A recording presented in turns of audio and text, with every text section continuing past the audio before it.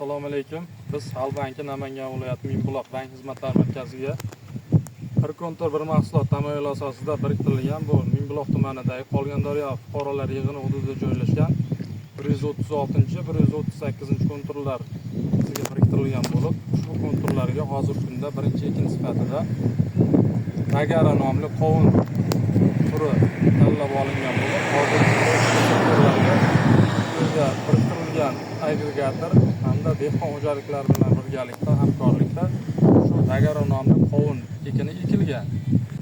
Hozir shu tanlab olingan 136-138 kontorlar yer maydonida turibmiz. Mahsulot ekilgan yer maydonida ushbu yer maydoniga tanlab olingan ushbu kontorimizda jami 70 ta dehqon xo'jaliklari bo'lib, har bir dehqon xo'jaligiga 0.15 gektar, ya'ni 15 sotikdan to'g'ri keladi. Shu maydonimizda hozir mana ko'rib turgan qovunlar Dagara ekilgan qovun, Dagara qovunlar ekilgan bo'lib, ushbu Dagara qovunlar gektariga shu agregatorlar mutaxassislar bilan gaplashib maslahatlashilganda gektariga 7000 tutdan ekilgan. Hozir ko'rib turgan 10 gektarlik maydonimizga gektariga o'rtacha 7000 tutdan Dagara nomli erta pishar qovun turi qovun mahsuloti ekilgan.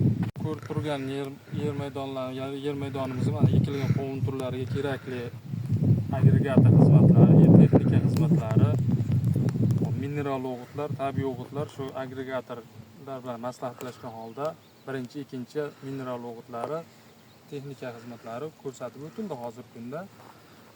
Shu yo'sinda biz davom etganimizda bu 1 gektaridan shu ekilgan qovunlardan o'rtacha gektardan 21 tonna qovun olish rejalashtirilgan. Ushbu qovun turini biz 1 yil shu gektardan olingan 21 tonna qovunni o'rtacha 5000 so'mdan sotilganda 1 gektarda o'rtacha 105 million so'm daromad qilish ko'zda tutilgan. Ushbu kontorlarimizda yetishtirilgan qovun mahsulotlarimizni shu kontorimizga biriktirilgan Qolgandaryo dehqonlar ishlab chiqarish kooperativa biriktirilgan bo'lib, ushbu yerda yetishtirilgan mahsulotlarimizni ushbu kooperativ orqali sotish rejalashtirilgan. Bundan keyingi ishlarni ham xudo xolasa shu bank tomonidan, mutaxassislarimiz tomonidan doimiy nazoratga olib boramiz. Ikkinchi ekinlarni ekishda ham doim o'zimiz nazoratimizda bo'ladi.